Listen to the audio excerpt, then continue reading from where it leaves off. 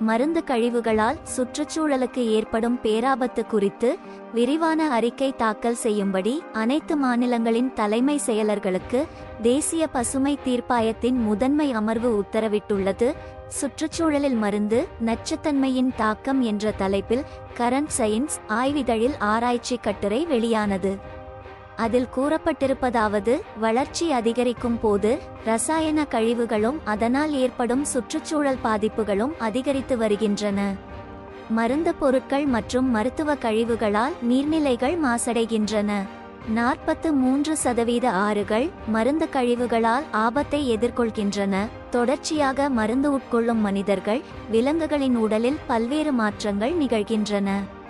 அப்படி மாற்றங்கள் நிகழும் உயிரினங்கள் வெளியேற்றும் சிறுநீர், மலம் ஆகியவற்றாலும் சுற்றுச்சூழலுக்கு பாதிப்பு ஏற்படுகிறது. மருத்துவமனைகள், மருந்து உற்பத்தி நிறுவனங்கள் மருத்துவ கழிவுகளை விதிகளின்படி அகற்றுவதில்லை. மருத்துவ கழிவு நீரை சுத்திகரிக்காமல் பொது கழிவுநீர் கால்வாயில் விட்டுவிடுகின்றனர். சாதாரணமான குப்பையுடன் போட்டுவிடுகின்றனர். இவை மண்ணில் புகுந்து மண் வளத்தையும் நிலத்தடி நீர் வளத்தையும் அபாயகரமானதாக மாற்றுகின்றன. பயிர்களுக்கு பயன்படுத்தப்படும் ரசாயன உரங்களும் பூச்சிக்கொல்லி மருந்துகளும் சுற்றுச்சூழலுக்கு பெரும் பாதிப்பை ஏற்படுத்துகின்றன. போதைப்பொருள் பயன்பாடுகளாலும் சுற்றுச்சூழல் மாசடைகிறது.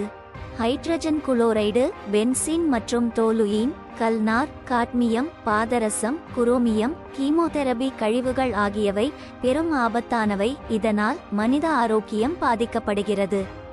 இவ்வாறு அதில் கூறப்பட்டுள்ளது. அதன் அடிப்படையில் தாமாக முன்வந்து வழக்கு பதிந்து விசாரித்த தேசிய பசுமை தீர்ப்பாயத்தின் தலைவர் நீதிபதி பிரகாஷ் ஸ்ரீவத்சவா, நீதிபதி சுதிர் அகர்வால், நிபுணர் குழு உறுப்பினர் செந்தில்வேல் ஆகியோர் பிறப்பித்த உத்தரவு, மருந்து கழிவுகளால் சுற்றுச்சூழலுக்கு ஏற்படும் பாதிப்புகள் உலகளாவிய முக்கியத்துவம் வாய்ந்த விஷயம் என்பதை இந்த ஆய்வுக் கட்டுரை எடுத்து காட்டுகிறது. மருந்துகள் தவிர்க்க முடியாதவை. ஆனாலும் அதன் பாதிப்புகளை குறைக்க பல்வேறு ஒழுங்குமுறை கட்டுப்பாடுகளை கொண்டு வர வேண்டியது காலத்தின் கட்டாயம். நோய் எதிர்ப்பு சக்திக்கான ஆன்டிபயாட்டிக் மருந்து பயன்பாட்டை ஆராய்வது, மருந்து கழிவுகள் தொடர்பான கல்வி ஆராய்ச்சிக்கு அதிக நிதி ஒதுக்குவது, மருந்து கழிவுகளை சரியான முறையில் அகற்றுதல், போதைப்பொருள் பயன்பாட்டை கட்டுப்படுத்த விதிகளை கடுமையாக்குதல், தேவையான அளவு மட்டுமே மருந்து கிடைப்பதை உறுதிப்படுத்துதல் போன்ற நடவடிக்கைகள் வாயிலாக மருந்து கழிவுகள் அபாயத்தை குறைக்க முடியும்.